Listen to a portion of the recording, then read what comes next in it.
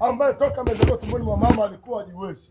Alimwangalia Petro na Yohana akitaraji apate kitu kwao.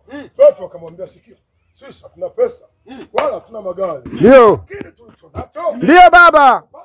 Amen. Akamwambia kwa jina la Yesu, simama uende zako. Ndio. Hapa mimi sijawahi kutembea. Leo nataka pesa. Unaniambiaje habari za kuinama, kuinuka? Wakamwambia, sikia, inawezekana wewe hujajua kutembea. Wakamshika mkono wa kulia. Baba anasema wakamshika mkono wa kulia. Yule mtu akasimama. Aliposimama, Baba anasema vifundo vya miguu yake vikapata nguvu. Amen.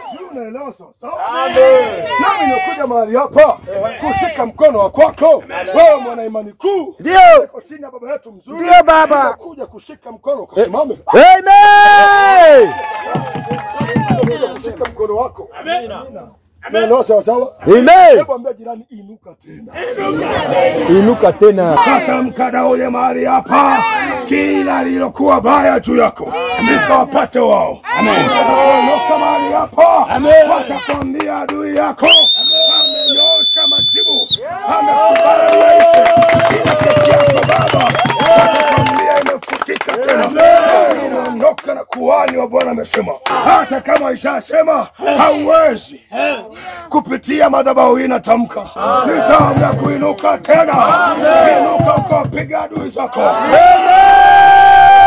Pigana wakanga, Bwana ameinua tena.